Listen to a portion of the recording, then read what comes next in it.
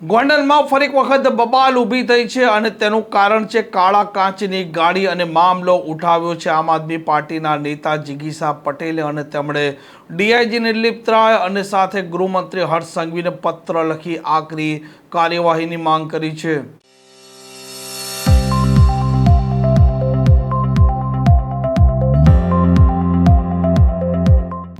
નમસ્કાર, આપ જોઈ રહ્યા છો હોટલાઇન ન્યૂઝ અને હું છું આપની સાથે તોફિક ગાંચી। ગોંડલની બવાલ છે તે હવે દિવસે ને દિવસે વકરી રહી છે અને આમ આદમી પાર્ટીના નેતા જિગીશા પટેલ એક પછી એક ભાજપ પર ગંભીર આરોપ લગાવી રહ્યા છે અને આ વખતે ભાજપના એક નેતા કાળા કાચની ગાડી લઈને નીકળે છે અને તેમના વાહનમાં નંબર પ્લેટ પણ નથી હોતી। જિગીશા પટેલ તે ગાડી ઊભી રખાવે છે અને તેમને સલાહ આપી દે છે અને ત્યાર પછી મામલો હવે વધારે બિચકી રહ્યો છે અને કાર્યવાહી કરવા માટે જિગીશા પટેલે ડીઆઈજી નિર્લિપ્ત રાયને પણ પત્ર લખ્યો છે અને ગૃહમંત્રી હર્ષ સંઘવીને પણ। કાલે એટલે કે 29 મે 2026 ના મારો એક વિડીયો મારા સોશિયલ મીડિયાના માધ્યમથી તમે લોકોએ જોયો હશે, જેમાં હું ભારતીય જનતા પાર્ટીના તાલુકા પંચાયતના સદસ્યના પતિ એમને એના ગાડીમાં કાળા કાચ હતા એના બાબતે હું એને વાત કરતી હતી અને એ સત્તાના નશામાં ચૂર હોય એવી રીતે મારી સાથે વાત કરતા હતા કે મારી ગાડી છે, હું ગમે તે કરું। આ મેટર છે એ ખૂબ જ કહેવાય ને સેન્સિટિવ શું કામ છે, કાળા કાચની ગાડીઓ ન ફેરવવી જોઈએ એ મેટર એટલી બધી સેન્સિટિવ શું કામ છે એ આજે મારે તમને સમજાવવું છે, એટલા માટે થઈ અને હું આજે તમારી સમક્ષ ઉપસ્થિત થઈ છું। હવે વાત એવી છે કે 27 એપ્રિલ 2012 ની અંદર સુપ્રીમ કોર્ટે એક ચુકાદો બહાર પાડ્યો હતો કે જેની અંદર કોઈ પણ ગાડીની અંદર કાળા કાચ ન હોવા જોઈએ, કાળા કાચની ફિલ્મો ન લાગેલી હોવી જોઈએ, આગળ પાછળના ગ્લાસમાં 70% વિઝિબિલિટી અને સાઈડના ગ્લાસમાં 50% વિઝિબિલિટી કમ્પલસરી છે। એ એટલા માટે કે તમે ગાડીમાં શું કરો છો શું નહીં એ બહારથી ટ્રાફિક પોલીસ હોય કે બીજું ત્રીજું કોઈ હોય તો એ જોઈ શકે।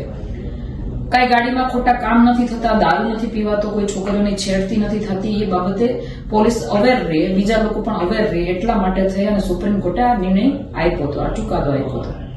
હવે આ ચુકાદાની અમલવારી થઈ હતી 4 મે 2012 ના રોજ।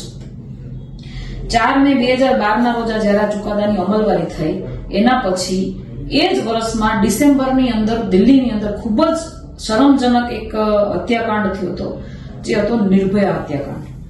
નિર્ભયા હત્યાકાંડ પછી જે આ સુપ્રીમ કોર્ટનો જે નિર્ણય હતો કાળા કાચની એક્ટ વાળો, એ ખૂબ જ કહેવાય ને કમ્પલસરી રીતે પોલીસે સ્ટ્રિક્ટલી ફોલો કરાવડાયો હતો કે કમ્પલસરી આ નિયમ હોવો જોઈએ અને તાત્કાલિક ધોરણે કાળા કાચ જેટલા પણ ગાડીમાં હતા એ કાયદેસર રીતે રસ્તા ઉપર ઉભા રાખીને કાળા કાચની ફિલ્મો ઉતારવામાં આવી હતી અને ખૂબ જ સારી રીતે એને ફોલો કરાવવામાં આવ્યો હતો। પરંતુ ધીમે ધીમે ક્યાંક આ કાયદાને નેવે મૂકી અને ભારતીય જનતા પાર્ટીના જ લોકો એની અમલવારી નથી કરતા, એનું કાલે મેં તમને એક લાઈવ ડેમો તમને બતાવ્યો।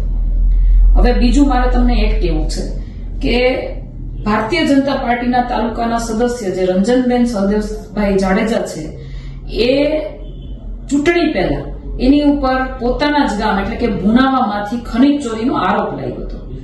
એ સમયે એની ઉપર 1,59,00,000 રૂપિયાની ખનીજ ચોરીનો આરોપ લગાડવામાં આવ્યો હતો અને એના પછી જેને એના ઉપર ફરિયાદ કરી છે એના આ લોકોની મોડસ ઓપરેન્ડી છે એ પ્રમાણે કે એને દબાવી, ડરાવી, ઢંકાવી અથવા તો એને લાલચ આપી અને આ કેસ રફે દફે કરાવી અને એમાંથી બહાર નીકળ્યા હતા। એ તમામ ગોંડલવાસીઓ અને ગુજરાતની તમામ જનતા જાણે છે। એટલે મારે પહેલું તો ભારતીય જનતા પાર્ટીને એટલું કહેવાનું છે કે આવા આરોપીઓને આવા કહેવાય ને કે જે ખનીજ ચોરી, ભૂ માફિયા હોય એવા લોકોને પહેલા તો તમારે ટિકિટ જ ન અપાય। આટલો મોટો આરોપ લાગ્યા પછી ભારતીય જનતા પાર્ટી આવા લોકોને પહેલા તો ટિકિટ આપે છે। ટિકિટ આપ્યા પછી એ ત્યાં બોગસ વોટિંગ કરીને જીતે છે, એના પણ પુરાવા અમે સરકારને આપેલા છે। જીત્યા પછી એને ભારતીય જનતા પાર્ટી દ્વારા ગોંડલ તાલુકાની અંદર જે કમિટી છે એમાં કારોબારી ચેરમેન બનાવવામાં આવે છે અને એ ચેરમેન બન્યા પછી જ્યારે અમે એને કાયદાનું ભાન કરાવીએ છીએ કે તમે આ કાળા કાચની ગાડી ન રાખી શકો અને એની પાછળ એને નંબર પ્લેટ પણ નહોતી લગાવેલી, એના પણ પુરાવા છે મારી પાસે, તો જ્યારે અમે એને આ કાયદાનું ભાન કરાવીએ છીએ ત્યારે એ ભાઈ સત્તાના નશામાં ચૂર થઈને અમને એવું કહે છે કે મારી ગાડી છે, હું ગમે એ કરું। તો આ કઈ રીતનો કાયદો તમે ચલાવો છો? આ તમારો કાયદો માત્ર ને માત્ર કાં તો કાગળ ઉપર છે કાં સામાન્ય માણસ માટે છે। ભારતીય જનતા પાર્ટીના નેતાઓ તમારા કોઈ કાયદાનો અમલવારી કરતા નથી. એટલે મારે ખાસ પહેલા તો પોલીસ તંત્રને એટલી વિનંતી કરવી છે, ડીવાયએસપી અને એસપી ને, ગોંડલ તાલુકાના એસપી અને ડીવાયએસપી ને પણ મારે વિનંતી કરવી છે. સાથે સાથે મારે નિર્લિત રાયજીને પણ વિનંતી કરવી છે અને આપણા માનનીય ગૃહમંત્રી શ્રી હર્ષભાઈ સંઘવીને પણ કહેવું છે કે તમે પહેલા તો આ ભારતીય જનતા પાર્ટીના જે કહેવાય ને ગુંડા તત્વો જે છે કે જે ભૂમાફિયાઓ ની કામગીરી બજાવી રહ્યા છે પોતાના જ ગામની અંદર, એ લોકોને કાયદાનું ભાન ક્યારે કરાવશો? મારે એ જાણવું છે કે તમે શું આ રાહ જોવો છો કે ગુજરાતની અંદર પણ નિર્ભયા હત્યાકાંડ થાય ત્યાં સુધી તમારે આ બધાને આ બધું કરવા દેવું છે? તમે એની રાહ જોઈ રહ્યા છો? મને એ નથી સમજાતું. એટલે મહેરબાની કરી અને પહેલા તો તમે તમારી પાર્ટીના, ખાસ કરીને મારે હર્ષભાઈ સંઘવીને કહેવું છે કે તમે તમારી ભારતીય જનતા પાર્ટીના લોકો જે સત્તામાં ચૂર થઈ અને જાણે કાયદો પોતાના ખીચામાં હોય એવી રીતે જયારે વર્તન કરતા હોય ત્યારે પહેલું કાયદાનું ભાન તમારે એ લોકોને કરાવવું જોઈએ. અને એના માટે મને તમારી પાસે આશા છે.